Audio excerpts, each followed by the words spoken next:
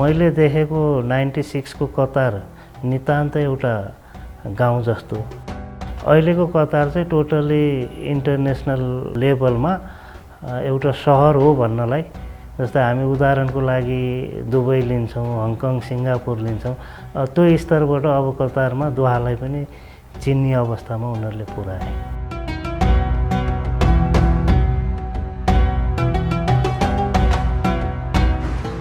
1200 salary है, company के खाना पीना पूरा।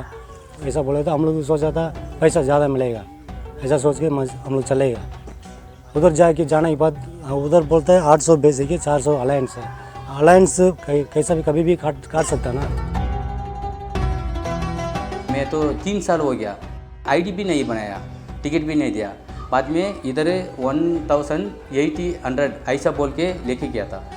वो टाइम भी नहीं दे रहा, इधर भी नहीं दे रहा। पूरा 3 साल में एक दिन भी छुट्टी नहीं किया मैं।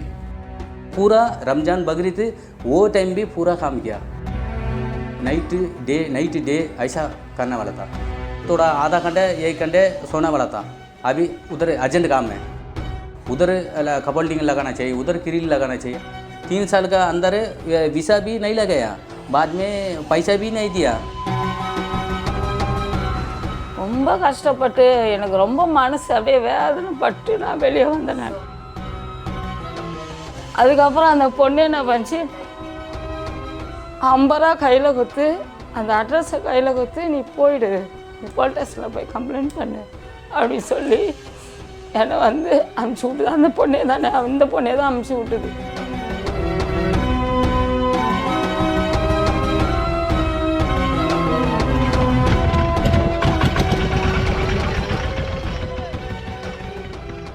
खाना के लिए पैसा नहीं है, रूम के लिए पैसा नहीं है, मैं क्या करेगा? कुछ भी देगा तो मैं खाना खाएगा तो पेटी, उसको मैं बोल रहा हूँ मेरा बीबी माँ पा मेरा पेटी तो 5 जाती है मेरा साथ, उन लोगों ने क्या करेगा? ऐसा करके बोल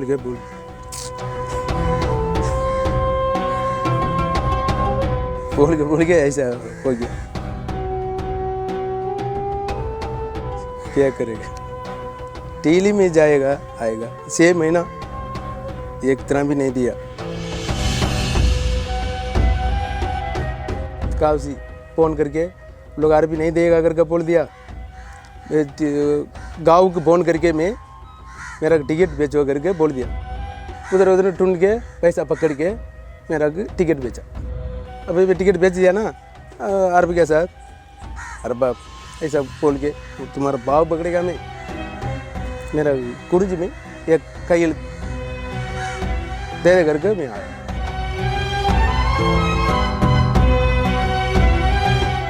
நிறுத்த சொன்னது அவர் வெளியே வரல. வெளியே இருந்தால் ஒரே ஒரு விரல் போயிருக்காரு. அவர் வெளியே வரல. தப்பு ஃபுல்லாக அவர் மேலே தான் இருந்தது. அன்றைக்கி தொழில் வேலை செய்யக்குள்ளே என்னை பார்க்கணும், எந்த கேப்டனாக இருந்தாலும் பார்க்கணும். ஃபஸ்ட் டைம் போட்டாங்க மேடம். 4 மாதம் பிறகு எந்த கவனிப்பு எதுவுமே இல்லை. எல்லாம் ரூம் பால் தான் எங்களை கவனிச்சாங்க. வேறு கம்பெனி ஆள் எல்லாமே அவங்க தான் எங்களை கவனிச்சாங்க. 2வது பணம் கேட்டதுக்கு பணம் தரல. அப்புறம் நான் போகல. டிக்கெட்டு இது டேட்டு முடிஞ்சிச்சு. மறுநாள் ஒரு 15 நாள் இருந்து காசு கேட்டதுக்கு தரமாட்டேன்ட்டு.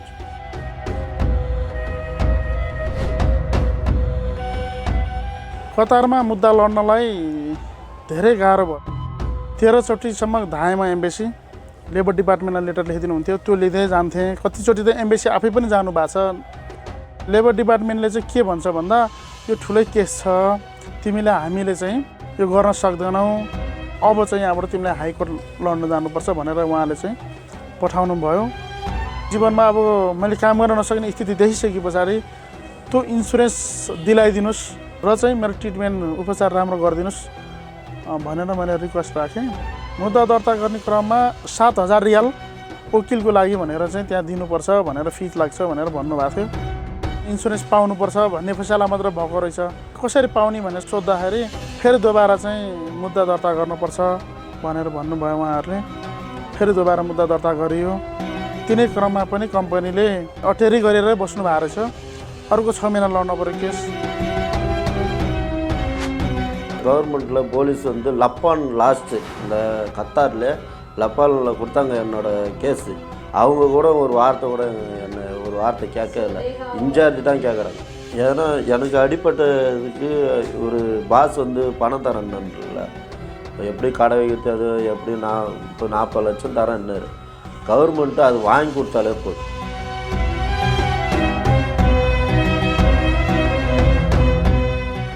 कतिपय वर्करहरू आफ्नो हक छोडेर आफ्नो बाँकी बक्यौता तलब, ओभरटाइम एलाउन्स, इन्ड बेनिफिट सबै छोडेर कतिपय घर फिर्ता हुन्थ्यो।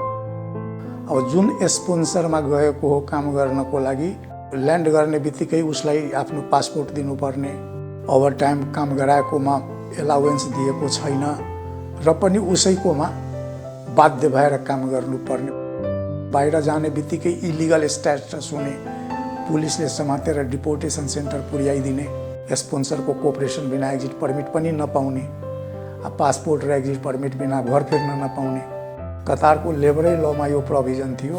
त्यो भनेको चाहिँ एक खालको आधुनिक दासता हो भन्ने हिसाबले अन्तर्राष्ट्रिय ट्रेड युनियन आन्दोलनले त्यसलाई परिभाषित गरेको थियो।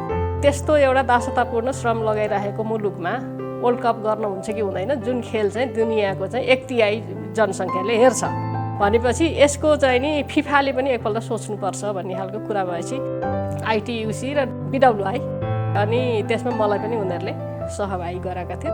सुरुमा चाहिँ के छ त प्रवासीहरूको स्थिति राख भनेर भनिसकेपछि नेपालको दूतावासको जुन वेबसाइट छ कतारको, त्यसमा उल्लेख गरेको सङ्ख्या मात्रै हेर्ने हो भने प्रति वर्ष 200 जना नेपालीहरू काम गर्दाखेरि मर्ने स्थिति छ। त्यो 200 भन्ने कुराले चाहिँ नि वास्तवमा त्यो एकदमै मान्छेलाई इमोसनल बनायो क्या। अनि त्यस पछाडि चाहिँ फिफाले पनि ल हामी पनि श्रम अधिकार नभएको ठाउँमा चाहिँ हाम्रो यो वर्ल्ड कप हुन सक्दैन भन्ने हिसाबबाट हामी पनि पहल गर्छौँ भनेपछि, अनि हामीले ट्रेड युनियनको हिसाबबाट चाहिँ यदि त्यसमा श्रमिक अधिकार ग्यारेन्टी गरिँदैन भने फिफाले वर्ल्ड कपको भेन्यू सार्नुपर्छ भन्ने हिसाबले चाहिँ काम होइन कुराकानी हुन थाल्यो। पहिला त बाहिरी दुनियाँमा यो कुरो गइराखेका थिएन, बाहिरी दुनियाँमा ल्याइदिउँ, सङ्गठित रूपमा हामी ल्यायौँ। सङ्गठित रूपमा त्यहाँ भएका श्रमिकहरूलाई भेटघाट गराउने काम गऱ्यौँ। विभिन्न देशका अन्तर्राष्ट्रिय प्रेसका साथीहरू त्यहाँ पुग्नु भएको छ, अन्तर्राष्ट्रिय संस्थाका मान्छेहरू पुग्नु भएको छ। उहाँहरूलाई त्यहाँ चाहिँ कार्यस्थल भिजिट गराउनेदेखि लिएर त्यहाँको कार्यस्थलमा भएका श्रमिकहरूसँग अन्तर्वार्ता लिन सक्ने स्थिति बनाउनेदेखि लिएर त्यो भेटघाट गराएको या भेटेको भन्ने ग्राउन्डमा थुप्रै नेपालीहरू चाहिँ पक्राउ पनि पर्नु भएको छ, डिपोर्ट पनि हुनुभएको छ। र त्यसलाई चाहिँ हामीले उजागर गरेको कुरालाई अन्तर्राष्ट्रिय ट्रेड युनियन आन्दोलनले त्यसलाई बोकिदियो। मलाई लाग्छ त्यो चाहिँ नि 11बाट सुरु भएको कुरा 13मा चाहिँ हामीले त्यो रिकमेन्डेसनै दियौँ होइन, त्यो चाहिँ नि त्यहाँ त्यो श्रमिक अधिकार लागू हुनुपर्छ भनेर। त्यसपछि 14, 15, 16 3 वर्षसम्म नि उनीहरूले चाहिँ नि त्यो मुद्दालाई चाहिँ टुङ्ग्याउन प्रयत्न गर्ने, हामीले चाहिँ त्यसलाई सुनिश्चित गराउने भन्ने हिसाबको हुँदै जाँदा 16मा चाहिँ अब त्यहाँ एउटा चाहिँ हाई लेभल भिजिट गर्नुपर्छ हेडक्वार्टरबाट, अनि त्यसपछि मात्रै यसलाई टुङ्ग्याउनुपर्छ भनेर भन्दाखेरिमा त्यहाँको सरकार त्यो पक्षमा थिएन। त्यसमा भोटिङ भयो। त्यो मिसन अफ इन्क्वायरी जानुपर्छ भन्ने पक्षमा 35 भोट पर्यो, जानु पर्दैन यसलाई चाहिँ क्लोज गरौँ भन्ने पक्षमा चाहिँ 13 भोट पर्यो। High level tripartite mission with 3 presidents. The president of the government, of the governing body in fact, president of the workers and president me, and president of the employers. We went to the country, we saw what the situation was, the real situation. We forced the government to visit all the very important sites. We made a report, a very clear report, and this report was mentioned afterwards in different television interviews, in the media in general. And this forced the country to change their mind.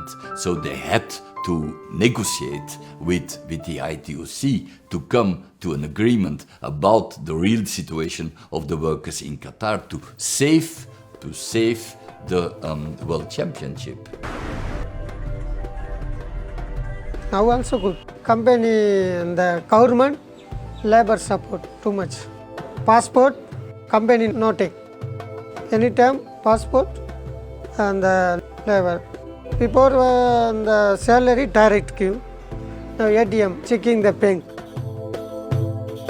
The stop of the kafala system means that the employer is not the owner anymore of the workers, and that's the most important. So the worker, they can move freely, they can go back to their country freely, they can change employer freely, and this is a big change compared with the system of slavery, modern slavery that we had in Qatar.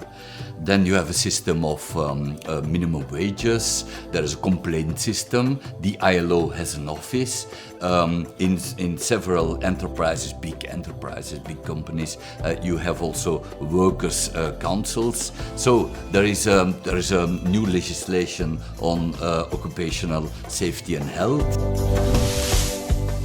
हम लोग को तो इधर क्या कितना freedom है, हम लोग का कर का सेम है, लेकिन हम लोग को कर को छोड़ के जाके दूसरा कंट्री में होता है, बस वही है।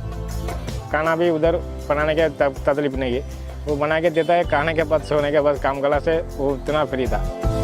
दोस्त लोग बहुत मिलता है, हम लोग को भी टाइम पास होता है बात करने के लिए, मुश्किल नहीं है।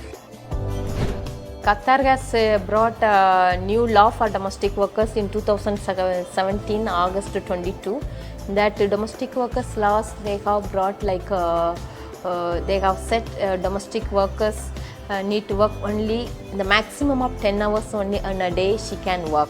Okay, then she should be given a weekly day off.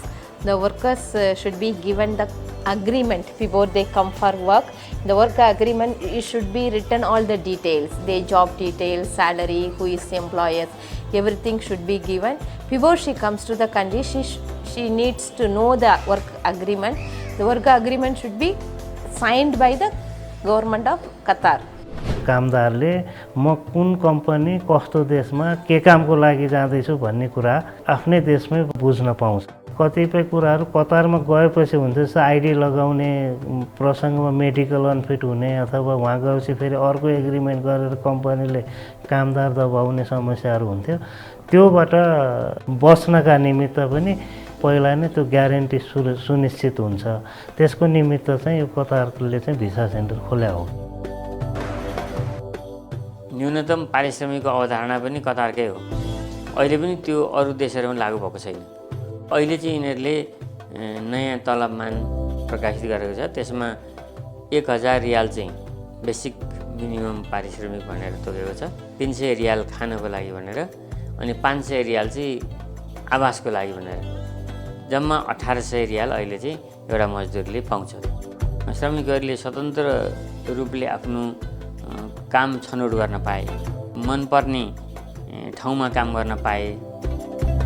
त्यो एक्जिट पर्मिटको जुन समस्या थियो त्यो चाहिँ समाधान भएको छ। So we have a lot of implementation questions.